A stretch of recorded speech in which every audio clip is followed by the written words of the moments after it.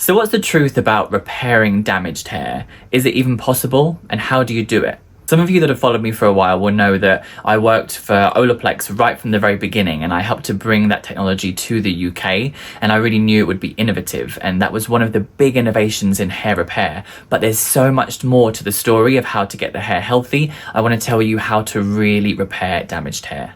In this video, I'll go through the main causes of damage, because you need to know what's causing your damage in order to make changes in your lifestyle before you start working to repair it. I'll also go over what I call the 3 pillars of healthy hair, and most people have only heard of 1 or 2. Tell you how to figure out which of the 3 pillars you're missing out on, and therefore what you can do to make your hair healthier, and also my top products or product families that help with each of those 3 pillars. So hair gets damaged by 3 main ways. Thermal damage, which is anything to do with heat, so even hot water or blow drying or hot tools. Mechanical damage, which is physical kind of aggression on the hair in the form of brushing too hard, ponytails, extensions, tight braids, and chemical damage, which is of course anything to do with chemicals. So that's coloring, bleaching, perming, straightening, relaxing, anything like that. It can also be chlorine or heavily treated water. That can have an effect too. So there are 3 main elements to healthy hair. Now, to understand that, we're going to talk a little bit about the hair's structure,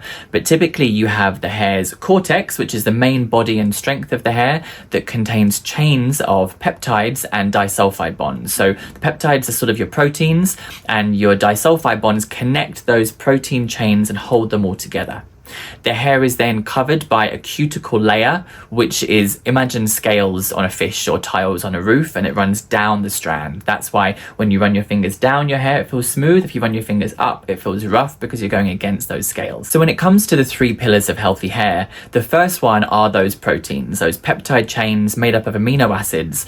And that's really what we hear about a lot in hair care, is delivering protein to the hair, because that's what strengthens those fibers. Second pillar is those disulfide bonds, and Olaplex is the market leader in this space to relink the disulfide bonds to connect those proteins better. Olaplex doesn't deliver protein, but it does relink the disulfide bonds. It has a patent for that. Nothing else does it in exactly the same way. And the final pillar is all about the suppleness or softness of the hair, and that comes from lipids, that comes from oils, moisture, conditioning agents. That's what's going to keep your cuticle layer smooth and soft and supple, and a soft cuticle layer is going to be more flexible against anything, whether it's heat, mechanical or chemical damage. That's what really gives you that soft, lustrous, silky feeling to your hair, and should not be ignored. But you do need all 3 pillars to work in harmony in order to have healthy hair. So you need to address your protein levels. You need to make sure those disulfide bonds are properly connected, and you need to make sure you're using conditioning agents to increase the lipids and softness in your hair. So how do you know what your hair is lacking and what you need more of? If your hair feels rough to the touch, you probably need to tackle the 3rd pillar, so moisturizing ingredients, which typically are conditioning agents that soften the kind of superficial layers of the hair. They're really important. Often they contain silicons. Soluble silicons aren't bad at all. It's just the ones that don't wash away that can be problematic long term. They also might contain oils or other conditioning agents like glycerin. When it comes to protein, of course, you need to be using protein-based masks and treatments, and typically these need a bit of time to work. So you might leave them on anywhere between 4 and 10 minutes to help deliver various types of proteins. There are new products that use human keratin proteins or biomimetical proteins.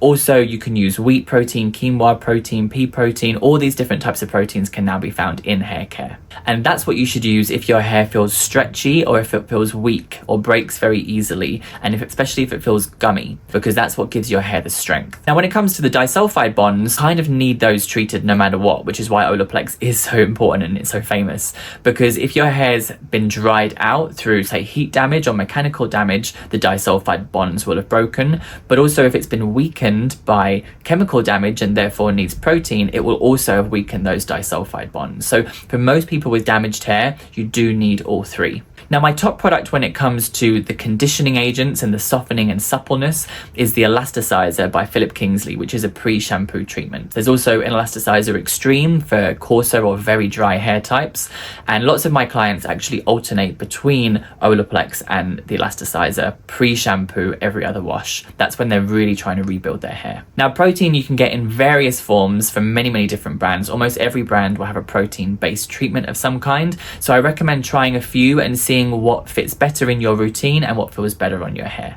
If you have got damaged hair, I know it can feel like there's no light at the end of the tunnel, but first of all, look at what could be causing it and either eliminate that or reduce it, and then work on those 3 pillars to give your hair everything it needs to bounce back. So having heard this, which of those 3 do you think you're missing out? Let me know in the comments which one you feel like you can increase to improve the quality of your hair.